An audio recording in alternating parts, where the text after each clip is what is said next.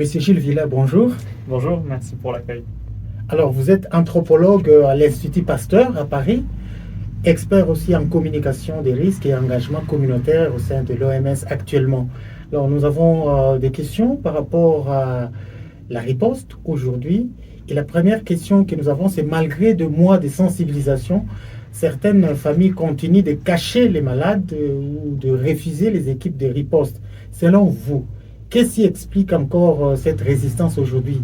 Est-ce que c'est un manque d'information, un manque de confiance ou des erreurs de la riposte elle-même? Et si il y a des erreurs, est-ce que vous les reconnaissez publiquement? Alors merci beaucoup pour la question, hein, elle est très pertinente et en fait je pense que vous faites un très bon diagnostic, c'est un petit peu des trois éléments à la fois.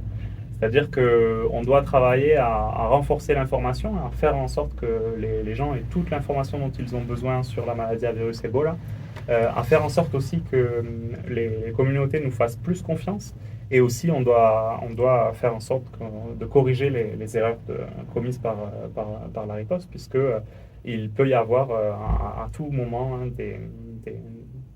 des aspects opérationnels qui pourraient être améliorés. Les réseaux sociaux et les discussions dans les quartiers véhiculent encore de nombreuses rumeurs, en tout cas sur Ebola. Quelle est aujourd'hui la fausse information qui fait le plus de dégâts, selon vous, ici en Italie, et comment la riposte peut faire face à cela? Une information qui est vraiment très dommageable, c'est celle autour du prélèvement d'organes ou du prélèvement sur des corps de personnes décédées. En fait, c'est particulièrement dommageable puisque les corps sont particulièrement infectieux. Et donc, il faut vraiment faire en sorte d'expliquer hein, aux familles affectées que c'est très important qu'elles ne manipulent pas les corps des personnes qui sont décédées avec Ebola. L'épidémie a une longueur d'avance par rapport à la riposte, si on comprend bien.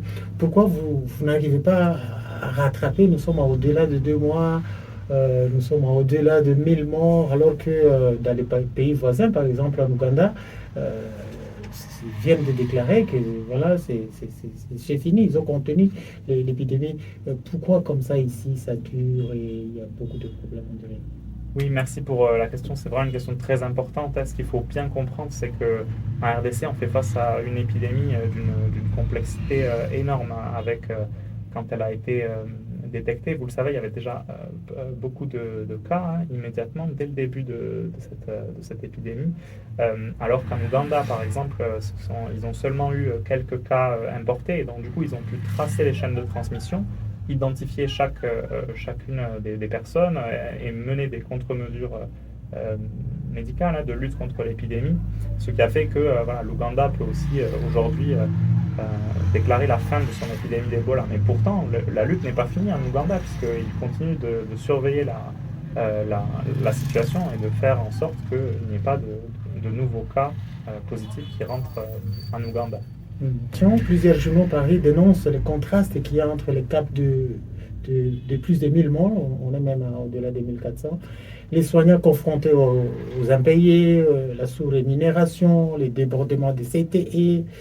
Et de l'autre côté, il y a les balais diplomatiques accompagnés de budgets importants. Et là, beaucoup de gens s'interrogent sur l'efficacité même des financements. Oui, c'est une question importante hein, et légitime parce que nécessairement, hein, quand on est ici en Ituri, on peut s'interroger et se demander, voilà, qu'est-ce qui est vraiment fait pour aider la population. Alors je pense que voilà, il y a eu énormément de visites officielles qui montrent la sympathie et le fait que la situation est prise extrêmement au sérieux. Cette situation elle est très complexe et de nombreuses personnes hein, se mobilisent partout dans le monde pour essayer de la résoudre.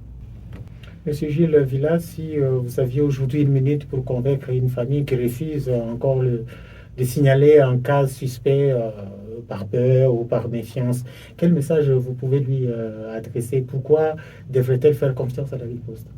J'essaierai de lui dire que vraiment, une des spécificités d'Ebola, c'est que le plus tôt possible, on se tourne vers les soins et donc le plus confiance finalement on fait aux équipes de soignants, le plus de chances est-ce qu'on a de s'en tirer face à la maladie, puisque cette maladie, elle a la spécificité de, si elle est prise à temps, de pouvoir être mieux soignée que si elle est prise tardivement.